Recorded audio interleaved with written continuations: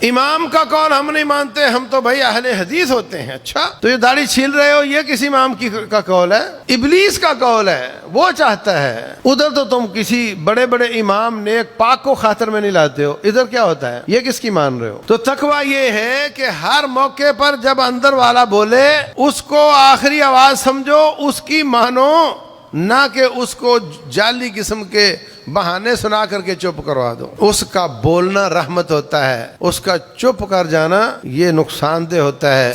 رسول اللہ صلی اللہ علیہ وسلم فرماتے ہیں، جو شخص کسی شخص کی حاجت میں ساتھ دے حتیٰ کہ اس کی ضرورت پوری کر دے، کیا کہا؟ حتیٰ کہ اس کی ضرورت پوری کر دے، اللہ تعالیٰ اس کے پل صراط پر قدموں کو ثابت رکھے گا۔ قابل ستائش ہیں وہ لوگ جو زلزلہ زدگان ہوں یا سیلاب زدگان ہوں، جب میڈیا میں آتا رہتا ہے تو لوگ پیسے دیتے رہتے ہیں، لیکن آپ کی جماعت کے لوگ وہ جب میڈیا بند ہو جاتا ہے پھر بھی کام کر رہے ہوتے ہیں، پھر اگلے مرحلے میں، پہلے مرحلے میں ریسکیو کرتے ہیں، اگلے میں ریلیف کرتے ہیں، اگلے میں خیمہ بستیاں، اور اس سے اگلے مرحلے میں ان کو گھروں میں بساتے ہیں۔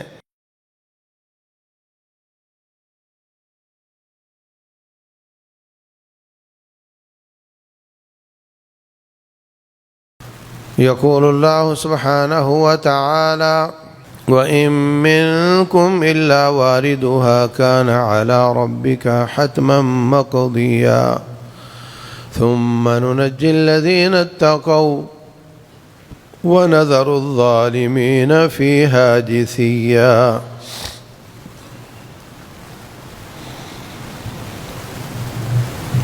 محترم سامعین اور سامعات، پچھلے خطبے میں پل صراط کے احوال اور اس کی ہولناکی بیان ہوئی تھی۔ آج میں عرض کروں گا کہ وہاں نجات پانے کے کیا طریقے ہیں، نجات کیسے ملے گی۔ میں نے عرض کیا تھا کہ عبداللہ بن رواحہ رضی اللہ عنہ اب بیمار ہو گئے، اپنی بیوی کی گود میں سر رکھا ہوا ہے اور رو رہے ہیں۔ کہنے لگی کہ آپ کا اتنا مقام ہے، آپ نبی کے صحابی ہیں، نیک ہیں، نمازی ہیں، مومن ہیں، اتنا بڑا مقام ہے آپ کا ساتھی ہونا، تو آپ کیوں رو رہے ہیں؟ تو کہنے لگے کہ اللہ فرماتے ہیں کان علی ربک حتما مقضیا، جہنم کے اوپر پل ہے اور جو اس کے اوپر سے گزرے گا وہ جہنم پر سے گزرے گا، جو اس سے گرے گا وہ سیدھا آگ میں جائے گا۔ تو جہنم میں سے گزرنا تو یقینی ہے، حتما مقضیا، حتمی فیصلہ ہے اللہ تعالیٰ کا۔ ثم ننجی الذین اتقوا، پھر نجات پانا غیر یقینی ہے، معلوم نہیں، نجات ملتی نہیں، جانا یقینی ہے اور نکلنا غیر یقینی ہے، اس لیے رو رہا ہوں، اس لیے رو رہا ہوں۔ تو میرے محترم بھائیوں، آج ہم دیکھیں کہ وہ کون سے اسباب ہیں جن کی وجہ سے ہم نجات پا سکیں گے۔ یہ پہیلیاں نہیں ہیں، یہ ضعیف روایتیں نہیں ہیں، یہ قرآن حکیم کی آیات ہیں جو لا ریب ہیں، اور ہمارا ایمان ہے کہ قرآن سچا ہے، اس میں جو کچھ لکھا ہے ایسا ہی ہونا ہے۔ تو نجات پانے کا ایک طریقہ تو رب ذوالجلال نے خود اس آیت میں بیان کیا ہے، ثم ننجی الذین اتقوا، تقوی والوں کو ہم نجات دیں گے۔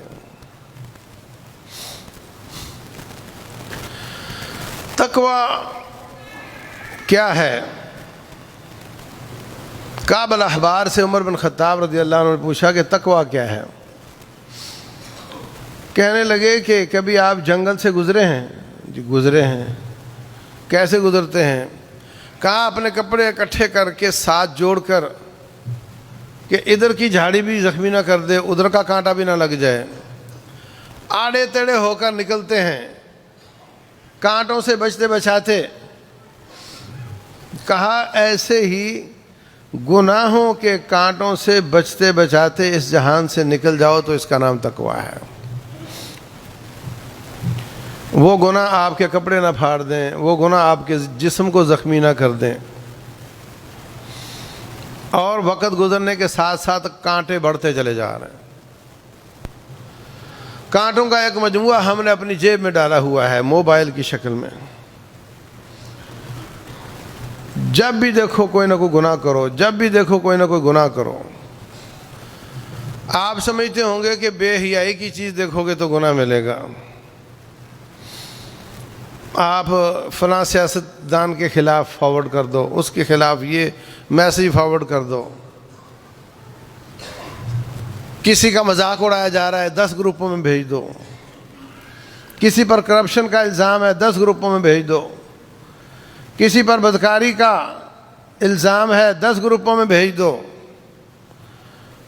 یہ ساری چیزیں دے کر چھوٹنا ہوگا. رسول اللہ صلی اللہ علیہ وسلم فرماتے ہیں تدرون من المفلس، جانتے ہو غریب کنگلا کون ہوتا ہے؟ کہا جس کے پاس پائی پیسہ نہ وہ غریب ہوتا ہے. فرمایا نہیں، میری امت کا مفلس وہ ہے جو قیامت والے دن پہاڑوں جیسی نیکیاں لے کر آئے گا. یہ کہے گا ضرب ھذا اکل مال ھذا وسفک دم ھذا وقذف ھذا. یہ کہے گا اس نے مجھ پہ الزام لگایا تھا، وہ کہے گا اس نے مجھے تھپڑ مارا تھا، وہ کہے گا اس نے میرا مال ہڑپ کیا تھا. یعطیٰ ھذا من حسناتہ وھذا من حسناتہ، سب کو اس کی نیکیوں میں سے دے دیا جائے گا حتیٰ کہ اس کی نیکیوں کا پہاڑ ختم ہو جائے گا. پھر جو لینے والے ہیں ان کے گناہوں کو ان کے اوپر کیے ہوئے ظلم کے برابر تول کر اس ظالم پر رکھا جائے گا. دیکھتے ہی دیکھتے اس کی نیکیوں کا پہاڑ گناہوں کا پہاڑ بن جائے گا اور اس کو آگ میں ڈال دیا جائے گا. یہ ہے اصل مفلس. اور یہ کام ہم دن رات کر رہے ہوتے ہیں. آپ نے مجھے پوسٹ بھیجی، میں نے دیکھنا تو ہے نا، پتہ نہیں اس نے بھیجی کیا ہے اس میں. وہ گناہ تھا، وہ تہمت تھی، وہ چغلی تھی، وہ جھوٹ تھا، وہ الزام تھا. آپ نے میرا نیٹ بھی اتنا ضائع کیا اور میرا وقت اتنا ضائع کیا، اور وہ وقت مل کر سال بن جاتے ہیں، زندگی بن جاتی ہے. آپ نے میری زندگی ضائع کی، اور 10 منٹ کا کلپ مجھے بھیج کر میری 10 منٹ کی زندگی ضائع کی، اور 10 گروپوں میں جن لوگوں تک گیا ان کی 10 منٹ کی ضائع کی. اور کسی کی زندگی کو ضائع کرنا قتل ہوتا ہے کہ نہیں؟ آپ قاتل ہیں لوگوں کے. قتل کرنے سے کیا ہوتا ہے؟ زندگی ختم ہو جاتی ہے نا. آپ نے ان کی زندگی ضائع کی ہے. یہ گناہوں کا مجموعہ ہے. تقویٰ یہ ہے کہ گناہوں سے بچ کر زندگی گزاری جائے. یاد رکھو انسان کے اندر ایک منصف بیٹھا ہوا ہے. کافر کے اندر بھی ہوتا ہے، مسلمان کے اندر بھی ہوتا ہے. جب آپ گناہ کرنے لگتے ہو وہ اندر سے بولتا ہے باز آ جا، غلط کر رہے ہو تم، یہ ٹھیک نہیں ہے. پھر آپ اس کو الٹے سیدھے اسباب اور بہانے بنا کر کے مطمئن کرنے کی کوشش کرتے ہو. آپ جسٹیفیکیشن کرتے ہو اس کی، نہیں چونکہ اس نے یہ کیا تھا اس لیے میں یہ کر رہا ہوں، چونکہ لوگ یہ کر رہے ہیں اس لیے میں کر رہا ہوں، تو ساری دنیا کر رہی ہے تو میں کیا کروں گا، میرے کرنے سے کیا ہوگا، جب سب کر رہے ہیں تو میں بھی کر رہا ہوں. آپ اس کو مختلف قسم کی بھونڈی قسم کی دلیلیں دیتے ہیں، پھر وہ اندر والا چپ ہو جاتا ہے. جب وہ چپ ہو جاتا ہے تو پھر آپ کے بند کھل جاتے ہیں، پھر آپ جو چاہو کرتے جاؤ. کافر عورت نے بھی جب جسم سے لوگوں کے سامنے کپڑا اتارا تھا تو اندر والا بولا تھا کہ کیا کر رہی ہو، لیکن اس نے اس کو تسلی دی کہ سارا معاشرہ یہ کام کر رہا ہے۔ اس کے بعد جب وہ بند ٹوٹ جاتا ہے تو پھر کوئی رکاوٹ نہیں رہ جاتی۔ اذا لم تستحی فاصنع ما شئت، رسول اللہ صلی اللہ علیہ وسلم فرماتے ہیں جب حیا کی رکاوٹ جاتی رہے تو پھر جو چاہو کرتے چلے جاؤ، پھر ہر چیز کی توقع کی جا سکتی۔ جب آپ نے پہلی بار داڑھی چھیلی تھی تو وہ بولا تھا کہ کیا کر رہے ہو، اور ساتھ دوست بیٹھا کہا نہیں کچھ نہیں ہوتا، ہم نے بھی تو کیا ہے نا۔ گناہ دلیل نہیں ہوتا۔ آپ لوگوں کا تو عقیدہ ہے کتاب و سنت ہی دلیل ہوتی ہے، امام کا قول دلیل نہیں ہوتا۔ امام نیک پاک نمازی توحید والا امام، اس کا قول دلیل نہیں ہوتا، آپ کسی کو خاطر میں نہیں لاتے۔ ابلیس کا قول دلیل ہو جاتا ہے، ابلیس دلیل بن جاتا ہے۔ امام کا قول ہم نہیں مانتے، ہم تو بھائی اہل حدیث ہوتے ہیں۔ اچھا، تو یہ داڑھی چھیل رہے ہو یہ کسی امام کا قول ہے؟ ابلیس کا قول ہے، وہ چاہتا ہے۔ ادھر تو تم کسی بڑے بڑے امام نیک پاک کو خاطر میں نہیں لاتے ہو، ادھر کیا ہوتا ہے؟ یہ کس کی مان رہے ہو؟ تو تقویٰ یہ ہے کہ ہر موقع پر جب اندر والا بولے اس کو آخری آواز سمجھو، اس کی مانو، نہ کہ اس کو جعلی قسم کے بہانے سنا کر کے چپ کروا دو۔ اس کا بولنا رحمت ہوتا ہے، اس کا چپ کر جانا یہ نقصان دہ ہوتا ہے۔ جب انسان کا ضمیر بولتا ہے تو وہ نفس لوامہ ہوتا ہے۔ نفس لوامہ پر محنت کر کے اس کی بات کو رد نہ کیا جائے، اس کی بات کو مانا جائے، جس گناہ سے وہ روکتا ہے اس سے رکا جائے، اور مزید کتاب و سنت کو پڑھ کر اس پر عمل کر کے بہتر کیا جائے تو وہ نفس مطمئنہ ہو جاتا ہے۔ یا ایتھا النفس المطمئنہ ارجعی الی ربک راضیۃ مرضیہ۔ اور اگر اس کی بات کو نہ مانا جائے پھر وہ نفس امارہ بالسوء ہو جاتا ہے۔ ایک وقت تک ایک شخص آپ کو برائی سے روکتا تھا، برطانیہ میں چلا گیا، وہاں جا کر کے اس کو سب برا لگ رہا تھا۔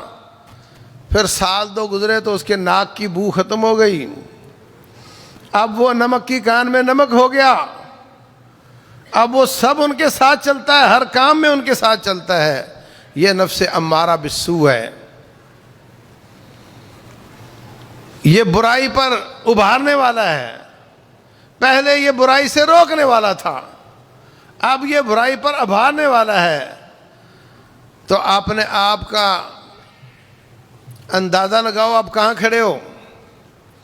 آپ کا دل مطمئن ہے جو نیکی کی تلقین کرتا ہو، آپ کا دل وہ لوامہ ہے کہ وہ ملامت کرتا ہو برائی پر، یا آپ کا دل برائی کی ترغیب دیتا ہے، برائی پر آپ کو ابھارتا ہے۔ یہ پہلا ڈیفینسو سسٹم ہے اللہ تعالیٰ کا۔ باہر سے آنے والا ناصح، واعظ، نصیحت کرنے والا وہ بعد میں آئے گا، پہلے اللہ تعالیٰ نے اندر ایک بٹھایا ہوا ہے۔ یہی آپ کا دل ہے، یہی ضمیر ہے، یہی عقل ہے۔ عقل کا معنی باندھ دینا۔ عرب لوگ جو سر پہ وہ کالے رنگ کی رسی باندھتے ہیں اس کو اقال بولتے ہیں۔ یہ رسی اصل میں اونٹ کا گھٹنا باندھنے کے لیے ہوتی تھی، یا اونٹ کے گھٹنے پر ہوتی تھی، پھر سنبھالنے کے لیے اپنے سر پر باندھ لیتے تھے۔ سر سے اتاری تو اونٹ کے گھٹنے کو باندھ دی۔ اقال کا معنی باندھنے والی رسی۔ عقل انسان کو باندھ دیتی ہے۔ آج بھی جتنا بھی گیا گزرا معاشرہ ہے یورپ کا، وہاں کوئی سارے کپڑے اتار کے روڈ پہ نہیں چل سکتا، فوراً پولیس اس کو پکڑ لے گی کہ عقل کے خلاف ہے، دین نہیں ہے ان کے پاس، دین نہیں ہے مگر عقل کے خلاف ہے۔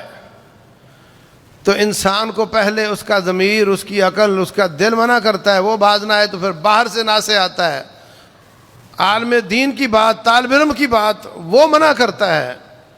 جب کوئی شخص نہ اس کی مانے نہ اس کی مانے تو پھر اللہ تعالیٰ کا خوف اس کا جاتا رہتا ہے، پھر وہ جو چاہے کرتا رہے، پھر اس سے ہر گناہ کی توقع ہو سکتی ہے۔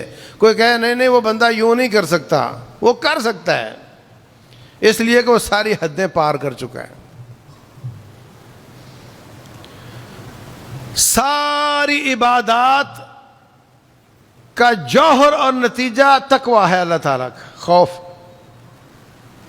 اللہ فرماتے ہیں وَيُحَذِّرُكُمُ اللَّهُ نَفْسَهُ، اللہ تمہیں اپنے آپ سے ڈراتا ہے، ڈر جاؤ اس سے۔ اتنا بڑا رب اور تم اتنے چھوٹے چھوٹے انسان اور کمزور، حد تک کمزور۔ حالت یہ ہے کہ اللہ تبارک و تعالیٰ نے آپ کے جسم میں ایسے ایسے سسٹم بنائے ہوئے ہیں جن کی وہ ہر وقت خود نگرانی کرتا ہے۔ وَيُرْسِلُ عَلَيْكُمْ حَفَظًا، حفاظت کرنے والے فرشتے بھیجتا ہے۔ اگر وہ اپنی حفاظت واپس لے لے تو تم ایک آنکھ جھپکنے کی مدت بھی زندہ نہیں رہ سکتے۔ تمہیں ختم کرنے کے لیے رب کو کچھ نہیں کرنا، صرف اپنی حفاظت نکال دے، بات ختم ہو جائے گی۔ یہ پوری کائنات، یہ سیارچے، یہ اگر چھوٹے سے بڑے، بڑے سے چھوٹے ہو جائیں، یا قریب والے دور، دور والے قریب ہو جائیں، زمین یا برف کا گولا بن جائے یا آگ کا گولا بن جائے، یہاں کوئی بھی نہ رہ سکے، یہ ساری کائنات کو تباہ کرنے کے لیے اس کو کچھ نہیں کرنا، صرف جو سب کو اپنی اپنی جگہ پہ رکھا ہوا ہے نگرانی ختم کر دے تو تم سب تباہ برباد ہو جاؤ گے۔ اِن یشاء یذھبکم ایھا الناس، اگر چاہے تو تم سب کو لے جائے، وَيَأْتِ بِآخَرِينَ، اوروں کو لے آئے، وَكَانَ اللَّهُ عَلَى ذَلِكَ قَدِيرًا، اللہ اس بات پر قادر ہے۔ اللہ تعالیٰ کی قوت تو کوئی اندازہ نہیں لگا سکتا، اس کی مخلوق میں سے ایک فرشتے کی قوت اتنی ہے، اس کی مخلوق میں سے ایک فرشتے کی قوت اتنی ہے کہ وہ سور میں پھونکے گا، فَصَائِقَ مَنْ فِي السَّمَاوَاتِ وَمَنْ فِي الْأَرْضِ، جو کچھ زمین میں اور جو کچھ آسمانوں میں ہے سب تباہ ہو جائیں گے۔ اور وقت کتنا لگے گا؟ رسول اللہ صلی اللہ علیہ وسلم فرماتے ہیں آواز آنی شروع ہوگی تو وہ بندہ اپنا لقمہ منہ تک لا رہا تھا، روٹی کھا رہا تھا، سالن لگایا، منہ تک لا رہا تھا، یہیں ہاتھ رہے گا اور وہ تباہ ہو جائے گا، لقمہ منہ میں نہیں ڈال سکے گا۔ فرمایا سودا سلف، کپڑا خریدنے والا، تھان کھولا ہوا ہے، ایک حصہ اس کا خریدار کے ہاتھ میں ہے اور دوسرا مالک کے ہاتھ میں ہے، وہ کاٹ کر اس کو نہیں دے سکے گا، اسی طرح دونوں ڈھیر ہو جائیں گے۔ اتنی جلدی اور ساتوں زمینوں اور ساتوں آسمان کی مخلوق تباہ ہو جائے گی۔ اس رب سے ڈرو، وہ تمہیں اپنے آپ سے ڈراتا ہے۔ وَيُحَذِّرُكُمُ اللَّهُ نَفْسَهُ، اللہ تمہیں اپنے آپ سے ڈراتا ہے، اس سے ڈرو۔ ہر کام کرتے وقت، ہر کام کرتے وقت دو آپشن آئیں گے کم از کم، یوں بھی کر سکتا ہوں، یوں بھی کر سکتا ہوں۔ یہ کام کروں تو علماء کو اس میں اشکال ہے، کچھ اس کو منع کر رہے ہیں، یہ کروں تو اس میں میرا دل بھی مطمئن ہے۔ اللہ کے خوف کا تقاضا یہ ہے کہ حلال والا کام کیا جائے، شبہ والا کام نہ کیا جائے، حرام والا نہ کیا جائے۔ صرف تجارت نہیں، آپ دن میں 10 کام کرتے ہیں، ہر کام میں آپ کو نظر آئے گا کہ اس میں تقوی والی شکل کون سی ہے، اللہ سے خوف والی شکل کون سی ہے۔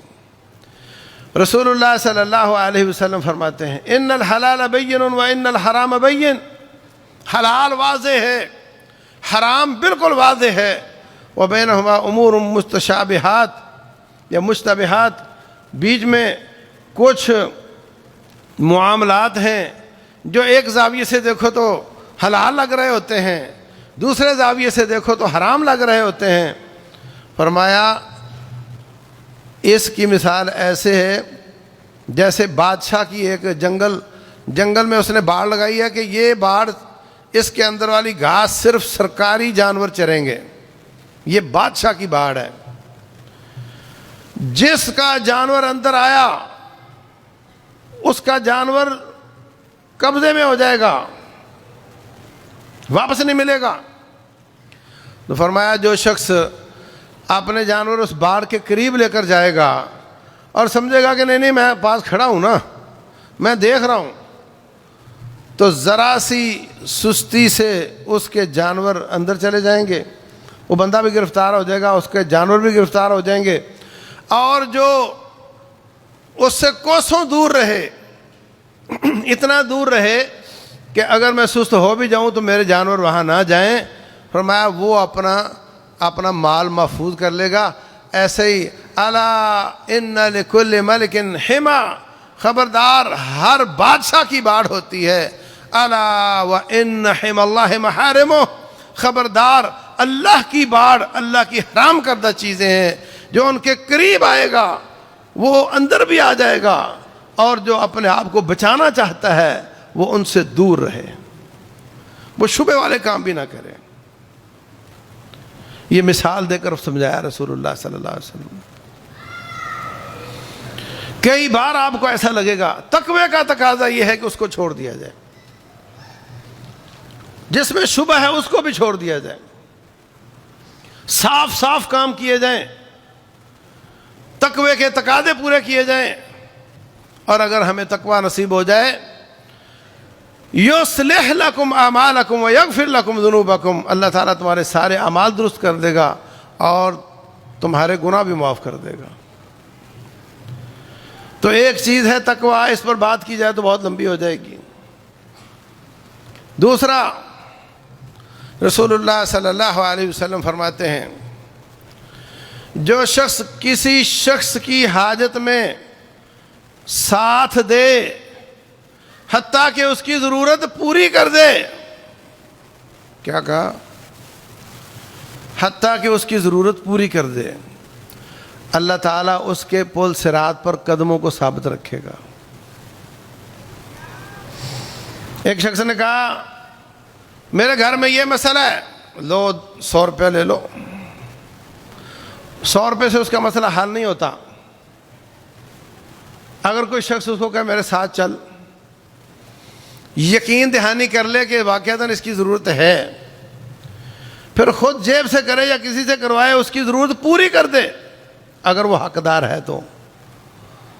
فرمایا جو شخص کسی کی ضرورت میں اس کے ساتھ چلے حتیٰ کہ اس کی ضرورت پوری کر دے، اللہ تعالیٰ اس کو پل صراط پر ثابت قدم رکھے گا۔ سعودیہ میں کئی لوگ جاتے ہیں، جا کر دکاندار سے کہتے ہیں تیرے کھاتا نکال، کھاتا نکالا، یہ کتنے لوگ ہیں جنہوں نے تیرے پیسے دینے ہیں؟ بولے یہ سب ہیں۔ ان میں بیوہ کون کون سی ہے؟ یہ ہیں۔ ان کے پیسے ادا کر کے اس کو فون کر دیتے ہیں کہ بی بی تیرے پیسے ادا ہو گئے، اس کو پتہ ہی نہیں کہ کس نے دیے ہیں، اس کی ضرورت پوری کر کے وہاں سے نکل جاتے ہیں۔ کوئی ہم بھی ایسی نیکی کر لیں کہ آڑے وقت میں رب کو اس کا واسطہ دیا جا سکے۔ وہ 3 لوگوں نے اپنی نیکیوں کا واسطہ دیا تھا نا، تو غار کے منہ سے پہاڑ سلائیڈ کر گیا تھا۔ کوئی ہم بھی ایسی نیکی کر کے چھپا کر رکھ لیں کہ کسی آڑے وقت میں رب ذوالجلال کو اس نیکی کا واسطہ دے سکیں کہ اللہ میں نے یہ نیکی کی تھی، کسی کو نہیں پتا، تجھے پتا ہے یا مجھے پتا ہے۔ تو فرمایا لَأَنْ أَمْشِي مَعَ أَخِي فِي حَاجَتِهِ أَحَبُّ إِلَيَّ مِنْ أَنْ أَعْتَكِفَ فِي الْمَسْجِدِ شَهْرًا۔ یہ دونوں روایتیں طبرانی کی ہیں اور منذری نے ترغیب و ترہیب میں بھی بیان کی ہیں۔ رسول اللہ صلی اللہ علیہ وسلم فرماتے ہیں مجھے کوئی شخص آ کر کہے میرے ساتھ چلو، مجھے ایک ذاتی کام ہے، میں اس کے ساتھ چلا جاؤں اس کا کام کرنے کے لیے، یہ مجھے زیادہ پسند ہے کہ میں مسجد نبوی میں 1 مہینے کا اعتکاف کروں۔ بھلے وقتوں میں ہوتا تھا، میں نے مکان بنانا ہے، سارے محلے والے اپنے چھکڑے ٹرالیاں لے کر آ جاتے تھے، مٹی ہم ڈال دیتے ہیں، پھر ایک ایک جوان لے کر آ جاتے تھے، چھت پر کام ہم کر لیتے ہیں، جب اس کا مکان ہوگا تو سارے اس کا تعاون کر دیں گے، جب اس کا ہوگا تو سارے اس کا تعاون کر دیں گے۔ ایک دوسرے کے کام آنا، ایک دوسرے کا تعاون کرنا۔ حالانکہ میں اپنا مکان بناؤں تم کوئی تعاون نہ کرو، اور آپ اپنا بناؤ تو کوئی تعاون نہ کرے، اس میں بھی اتنی ہی انرجی لگے گی جتنا ہم سب ایک دوسرے کا تعاون کریں گے تو لگے گی۔ اس لیے کہ میں نے تیرا تعاون کیا تو نے میرا کیا، انرجی تو اتنی لگنی ہے، لیکن کیا کہنے اس ماحول کے جس میں سب لوگ ایک دوسرے کا تعاون کر رہے ہوں۔ آج لوگ دیکھتے ہیں یہ مجھے بلا رہا ہے تو کتنے پیسے دے گا، ہر کام پر پیسے کی نظر سے دیکھنا۔ تو فرمایا کوئی شخص کسی کی ضرورت پوری کر دے، مکمل آخر تک اس کا ساتھ تعاون کر دے، قابل ستائش ہیں وہ لوگ جو زلزلہ زدگان ہوں یا سیلاب زدگان ہوں۔ جب میڈیا میں آتا رہتا ہے تو لوگ پیسے دیتے رہتے ہیں، لیکن آپ کی جماعت کے لوگ وہ جب میڈیا بند ہو جاتا ہے پھر بھی کام کر رہے ہوتے ہیں، پھر اگلے مرحلے میں، پہلے مرحلے میں ریسکیو کرتے ہیں، اگلے میں ریلیف کرتے ہیں، اگلے میں خیمہ بستیاں، اور اس سے اگلے مرحلے میں ان کو گھروں میں بساتے ہیں، اور اس سے اگلے مرحلے میں ان کی بحالی، مکمل بحالی، ان کے مکان بنا کر دینا، ان کے کھیت جو ناہموار ہو گئے ہیں ان کو ہموار کر کے دینا، کھاد اور بیج کے پیسے دینا تاکہ وہ ایک دفعہ کھڑا ہو جائے۔ یہ سارے کام آپ کی جماعت کر رہی ہے، اور جن کا پیسہ لگ رہا ہے اللہ تعالیٰ ان سب کو ان لوگوں میں شامل کر لے جو کسی کی ضرورت میں پڑتے ہیں، حتیٰ کہ اس کی پوری ضرورت ختم کر دیتے ہیں، آخر تک ساتھ چلتے ہیں۔ تو فرمایا جو شخص کسی کی ضرورت میں پڑ جاتا ہے اور اس کو مکمل، اس کو بے نیاز کر کے اس کا ساتھ چھوڑتا ہے، اللہ تعالیٰ قیامت والے دن اس کو پل صراط پر ثابت قدمی عطا فرمائے گا۔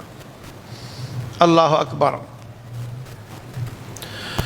اور رسول اللہ صلی اللہ علیہ وسلم فرماتے ہیں، بلکہ رب ذوالجلال فرماتے ہیں ان الذین قالوا ربنا اللہ، وہ لوگ جنہوں نے کہا ہمارا رب اللہ ہے، ثم استقاموا، پھر وہ ڈٹ گئے، طوفان آئے، جکڑ آئے، آندیاں آئیں، فتنے آئے، شبہات آئے، شہوات آئیں، وہ اپنے اللہ کے دین پہ ڈٹے رہے۔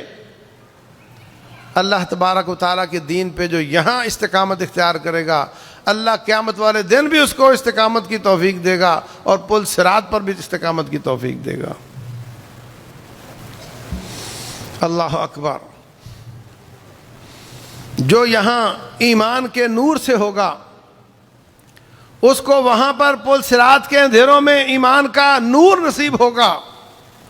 یسعی نورہم بین ایدیہم و بایمانہم بشراکم اليوم، اللہ کے فرشتے ان کو جنتوں کی بشارت دیں گے۔ جس کے لیے رب کے دین پر یہاں چلنا مشکل ہوگا اس کے لیے پھر بھی چلتا رہا ہوگا، اس کے لیے اللہ تعالیٰ پل صراط پہ چلنا آسان کر دے گا۔ من نفس عن مسلم قربۃ من قرب الدنیا، جو مسلمان کی دنیا کی تکلیف رفع کرتا ہے، نفس اللہ عنہ قربۃ من قرب یوم القیامہ، اللہ اس کی قیامت کی تکلیف رفع کرے گا۔ من کان فی حاجت اخیہ کان اللہ فی حاجتہ، جو اپنے بھائی کی ضرورت میں رہتا ہے رب ذوالجلال اس کی ضرورت پوری کرتا رہتا ہے. جو بھائی کے لیے دعائیں کرتا ہے اللہ کے فرشتے وہی دعائیں اس کے لیے کرتے ہیں. جو مسلمانوں کو مذاق کرتا ہے اللہ تعالیٰ ان کے مذاق ان پر لوٹاتا ہے. جو مسلمانوں کو دھوکہ دیتا ہے اللہ تعالیٰ اس کا دھوکہ اس پر لوٹاتا ہے. یخادعون اللہ والذین آمنوا وما یخدعون الا انفسهم وما یشعرون. نسوا اللہ فنسیہم. جو رب کو بھول جاتا ہے رب اس کو بھلا دیتا ہے. جو سلوک آپ مسلمان بھائی کے ساتھ کرتے ہیں اللہ تعالیٰ آپ کے ساتھ اس سے بھی اچھا سلوک کرتا ہے. کیونکہ اللہ تعالیٰ مومنوں کا رب ہے, مومنوں کا دوست ہے, اور دوستی کا تقاضا یہ ہے کہ جو آپ کے دوست کے ساتھ سلوک کیا جائے اس کا بدلہ آپ دیں. من عادى لي وليا فقد آذنته بالمحاربہ. جو میرے دوست کے ساتھ دشمنی کرتا ہے میں رب اس کے ساتھ جنگ کرنے کو تیار ہو جاتا ہوں. تو عزیز بھائیوں, یہ بہت بڑا اقدام ہے, یہ بہت بڑا ایمان ہے کہ ایمان لا کر اپنے دین پر ثابت قدم رہنا. شبہات اور شہوات کی آندیاں چلتی ہیں. روٹین یہ ہے کہ یہ یوٹیوبر آ جاتے ہیں, وہ شبہات پیدا کرنا شروع کر دیتے ہیں. یہ باقاعدہ تحریک ہے کہ مسلمانوں کو ایسا ڈبل مائنڈڈ کر دو کہ وہ نیکیاں نہ کر سکیں. وہ جی کیا کریں, وہ تو یوں کہتا ہے, وہ تو یوں کہتا ہے. یاد رکھو ایک دفعہ تحقیق کر لو, ایک دوسرے سے دلیل پوچھ لو. جب آپ کو سمجھ آئے کہ یہ گاڑی ٹارگٹ کی طرف جاتی ہے اس میں بیٹھ جاؤ. اور جو عالم دین ہوتا ہے وہ عیسائیت کا مطالعہ کرے, وہ یہودیت کا کرے, وہ مسلمانوں کے فرقوں کا مطالعہ کرے. اس کے پاس ایک بیس ہوتی ہے جس کی بنیاد پر وہ اپنے آپ کو سیدھا رکھ سکتا ہے.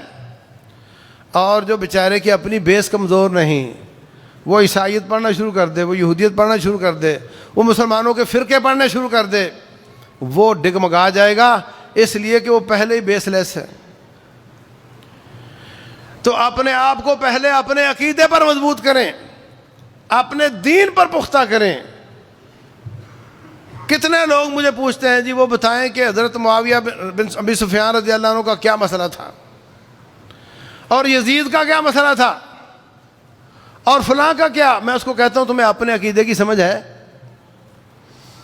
جس پرچے سے تیرے سوال آنے ہیں, جس نصاب سے تیرا پرچہ آنا ہے, اس کو تو نے ازبر کر لیا ہے؟ تھوڑا سا وقت ہے.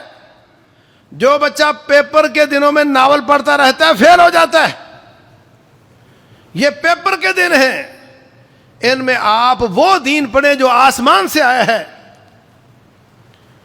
اور یہ ان کا کیا مسئلہ تھا, یہ آپس میں کیا کرتے تھے, اس کا کیا, چھوڑ دو ان کو. ایسے یوٹیوبروں کو بھی چھوڑ دو, ایسے فتنے بازوں کو بھی چھوڑ دو, اور اپنے عقیدے اور اپنے عمل, اپنی پاکی پلیدی, اپنی عبادات کو پڑھو. اتنا دین کا علم حاصل کر لو جتنا کہ ہر مسلمان پر فرض ہے. جتنا ہر مسلمان پر فرض ہے اتنا دین حاصل کرو, ورنہ آپ پیچھے رہ جاؤ گے.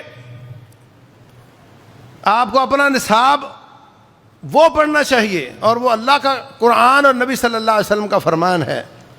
تو اسی طرح کیا میں نے عرض کیا ہے, کسی کی حاجت پوری کرنا, تقوی اختیار کرنا, ایمان پر استقامت اختیار کرنا, اور چوتھی چیز ہے مسجدوں کے ساتھ جڑے رہنا. رسول اللہ صلی اللہ علیہ وسلم فرماتے ہیں جو شخص مسجدوں کے ساتھ جڑا رہتا ہے حتیٰ کہ مسجد کو اپنے گھر کی طرح بنا لیتا ہے, جیسے ہم چھوٹ کر گھر جاتے ہیں, کوشش ہوتی ہے کہ جلدی ہو جلدی گھر جائیں, اس طرح کی فکر اس کو مسجد میں آنے کی ہو. آپ کو یہ تو وہ کر سکتا ہے جس کو کوئی کام نہ ہو, نہیں, جس کو بہت زیادہ کام ہو وہ بھی یہ کام کر سکتا ہے. اور بسا اوقات اس کو کوئی کام نہیں، وہ بھی یہ کام نہیں کر سکتا۔ جتنے ریٹائر پرسن ہیں ان کو کوئی خاص کام نہیں ہوتے، مگر ان کا مسجد میں دل نہیں لگتا، کبھی نائی کے پاس، کبھی تاش کے پھٹے پہ، کبھی ادھر کبھی ادھر، وہ جی کیا کریں جی، ٹائم نہیں پاس ہوتا ٹی وی کے آگے۔ فرمایا جو شخص مسجد سے دل لگا لیتا ہے، مسجد کی اتنی فکر جتنی اپنے گھر کی فکر ہے، مسجد کی اتنی لگن جتنے اپنے گھر کی لگن ہے، مسجد جانے کا اتنا شوق جتنے اپنے گھر کا شوق ہے، تو فرمایا اس کو بھی اللہ تعالیٰ اس کے لیے پل صراط سے گزرنے کی اللہ تعالیٰ نے ضمانت دی ہے۔ یہ لفظ ہیں، اللہ نے اس کی پل صراط سے صحیح سلامت گزرنے کی ضمانت دی ہے۔ اللہ اکبر۔ رسول اللہ صلی اللہ علیہ وسلم کا یہ بھی فرمان ہے، فرمایا جو شخص مسجد کے ساتھ جڑ جاتا ہے، اذا خرج منہ حتی یعود الیہ، جب مسجد سے نکلتا ہے تو ایسے جیسے مچھلی پانی سے نکل گئی، واپس آتا ہے تو سکون پاتا ہے۔ فرمایا ان 7 میں سے ہوگا جن کو اللہ تعالیٰ 50,000 سال اپنے عرش کا سایہ نصیب فرمائے گا۔ ہماری مسجدیں ویران، آدھے گھنٹے کے لیے کھل کے تالا، مسجدوں سے محبت کوئی نہیں۔ اعتراض مسجد والوں نے یہ نہیں کیا، بھی مسجد والے کون ہوتے ہیں؟ تو مسجد والا نہیں ہے؟ مسجد میں صفائی نہیں تو کر لے، تیرا فرض نہیں بنتا۔ مسجد والے کون ہوتے ہیں؟ سب مسجد والے ہیں، اور پل صراط سے گزرنے کی ضمانت اس کو ہے جو مسجد کو گھر سمجھتا ہے، اپنے آپ کو مسجد والا سمجھتا ہے۔ رسول اللہ صلی اللہ علیہ وسلم نے مسجد کی دیوار پہ تھوک دیکھا، کسی نے تھوکا ہوا تھا، آپ نے کسی کو نہیں حکم دیا، خود گئے، ایک لکڑی اٹھائی، اس کے ساتھ اس تھوک کو صاف فرمایا۔ مسجدوں کی صفائی ایک عورت کیا کرتی تھی، صحیح بخاری میں، فوت ہو گئی، لوگوں نے دفن کر دیا، آپ نے فرمایا وہ بی بی نظر نہیں آتی؟ کہنے لگے جی آپ تو، آپ کی تو بڑی شان ہے اور آپ بڑے مصروف رہتے ہیں، تو وقت ایسا تھا ہم نے آپ کو اٹھانا مناسب نہیں سمجھا، وہ فوت ہو گئی تھی، ہم نے جنازہ پڑھا، دفن کر دی۔ فرمایا مجھے کیوں نہیں بتایا؟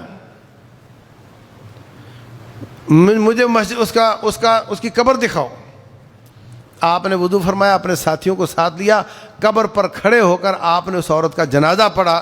اتنی شان اس کی کیوں ہے؟ کانت تقم المسجد، اس لیے کہ وہ مسجد کی صفائی کیا کرتی تھی۔ اور امر بالمساجد فی الدور، آپ نے محلوں میں مسجدیں بنانے کا حکم دیا۔ وان تطیب وتطہر، اور مسجدوں کو پاک صاف رکھا جائے، خوشبو لگا کے رکھا جائے۔ مسجد میں آؤ تو آپ کا دل لگے وہاں بیٹھنے کو، مسجدوں سے وحشت نہ ہو، مسجد ایسی ہو کہ اس میں آپ کا دل لگے۔ مسجدوں میں پھول بوٹے نہیں بنانے، زخرفہ نہیں کرنا، یہ یہودیوں کی نشانی ہے۔ لا تزخرفنھا کما زخرفت الیہود، فرمایا تم بھی مسجدوں کو ایسے سجانا شروع کرو گے جیسے یہودیوں نے سجایا تھا، لیکن پاک صاف رکھو، اس کے ساتھ دل لگاؤ۔ اسی طرح 5ویں چیز رسول اللہ صلی اللہ علیہ وسلم نے فرمایا مظلوم کی مدد کرنا۔ جو مظلوم کی مدد کرتا ہے اللہ تعالیٰ قیامت والے دن اس کو صحیح سلامت پل صراط سے گزرنے کی توفیق دے گا۔ ہمارے پاس لوگ کام لے کر آتے ہیں، میرے ساتھ زیادتی ہوئی، ہم کہتے کون اس جھنجٹ میں پڑے، وہ ظالم میرا واقف ہے، وہ میرے حلقے کا ہے، اس کے بڑے ووٹ ہیں، تو میں اس کا ساتھ کیوں دوں؟ ہم اس کو ٹرکھانے کی کوشش کرتے ہیں، میں بڑا مصروف ہوں، میں تیرا ساتھ کیسے دوں؟ فرمایا جو مظلوم کا تعاون کرتا، اس کے ظلم کو واپس دلانے کی کوشش کرتا ہے، اللہ تعالیٰ اس کو بھی پل صراط سے گزرنے کی، صحیح سلامت گزرنے کی توفیق عطا فرمائے گا۔ اور یہ وہ کام ہے جو بعض کام چھوٹے چھوٹے ہوتے ہیں، بعض بڑے بڑے ہوتے ہیں۔ رسول اللہ صلی اللہ علیہ وسلم حکمران بھی ہیں، امام الانبیاء بھی ہیں، یہ چھوٹا سا کوئی ناظم ہو، کوئی گورنر ہو، کوئی وزیر اعلیٰ کتنا مصروف ہوتا ہے، اس کی مصروفیت کتنی زیادہ ہوتی ہے۔ اور آپ اتنی بڑی حکومت کے سربراہ ہیں، اس کے باوجود کوئی لونڈی آ جاتی، لونڈی کا آپ تصور نہیں کر سکتے، اس زمانے میں لونڈی کو بہت نیچ سمجھا جاتا تھا، اس کی کوئی اوقات نہیں تھی۔ لونڈی آ جاتی اور آپ سے کہتی حضرت میرا یہ کام ہے، میرے ساتھ چلیں، تو آپ اس کے ساتھ چل پڑتے اس کے مالک سے ملنے کے لیے۔ کیا ہوا جی، یہ کام مجھے زیادہ بتاتا ہے، جو میری کیپیسٹی سے زیادہ ہوتا ہے، آپ اس کو نصیحت فرماتے اور واپس آ جاتے۔ ایک آدمی نے پیسے لینے تھے ابو جہل سے، تو مکے کے سرداروں کے پاس آیا، کہنے لگے وہ جو گھر ہے نا وہ آپ کو لے کر دے سکتا ہے۔ وہ گھر تھا نبی صلی اللہ علیہ وسلم کا۔ پھر بیٹھے تماشا دیکھنے کے لیے کہ ابو جہل تو ویسے ہی بڑا خار کھاتا ہے، اب یہ ان کے گھر جائیں گے تو دیکھو کیا تماشا ہوتا ہے۔ ان کو یقین تھا کہ نبی کی ڈکشنری میں نہیں ہے۔ کیوں بیٹھے تھے تماشا دیکھنے؟ اگر ان کو پتا ہوتا انہوں نے منع کر دینا ہے تو تماشا تو ہوا ہی نا۔ ان کو یقین تھا کہ آپ کی ڈکشنری میں نہیں ہے۔ کہتا جی میں نے فلاں آئی آپ کے پڑوسی سے پیسے لینے دے نہیں رہا، فرمایا چل میں تیرے ساتھ چلتا ہوں۔ ابو جہل کو دستک دی، باہر نکلا، کہا اس کے پیسے، الٹے پاؤں واپس گیا، جا کر پیسے نکال کر دے دیے۔ تماشا پھر بھی نہ ہوا۔ وہ کہنے لگے وہ چودھری تمہیں کیا ہو گیا تھا؟ وہ آئے اور تو نے بڑا اچھا بچہ بن کر پیسے دے دیے۔ تو کہنے لگا مجھے اتنی ہیبت آئی ہے، ان کو دیکھ کر اتنا روب میرے دل میں پڑ گیا کہ میں بات سی بھی نہیں کر سکا، میں واپس گیا ہوں، جا کر پیسے دے دیے۔ کتنے کام ہم اپنے طرف سے ناممکن سمجھ رہے ہوتے ہیں اور وہ ممکن ہوتے ہیں۔ تو فرمایا جو شخص کسی مظلوم کی مدد کرتا ہے رب ذوالجلال اس کو پل صراط پر ثابت قدمی عطا فرمائیں گے۔ یہ وہ کام ہے جو ہمارے کئی کام ان میں سے بس کی بات ہوتی ہے۔ بے شمار مظلوم کی مدد پنچایتی طریقے سے ہو جاتی ہے اور وہاں کسی کے پیسے نہیں لگتے۔ آؤ بھی تم بھی آؤ، بھی تم بھی آؤ، بیٹھو ذرا پنچایت کرنی ہے، یہ مسئلہ ہے اس بھائی کا، اپنے اپنے محلوں میں پنچایت بناؤ، مظلوموں کی مدد کرو۔ جو شخص مانگنے کے لیے آتا ہے اس کی تحقیق کرو، اگر وہ حقدار ہو تو اس کا پورا تعاون کرو، اس کو باقاعدہ قدموں پہ کھڑا کرنے کی کوشش کرو۔ یہ تکافل کا ایک سسٹم ہے۔ تو انشاءاللہ رب ذوالجلال کے فضل و کرم سے ہم ایسے ہی اس باریک پل صراط سے گزر جائیں گے اور نبی صلی اللہ علیہ وسلم کے ساتھ جنتوں کے وارث بن جائیں گے۔ اللہ تبارک و تعالی سمجھنے اور عمل کرنے کی توفیق دے۔ واللہ اعلم وصلی اللہ وسلم وبارک علی نبینا محمد۔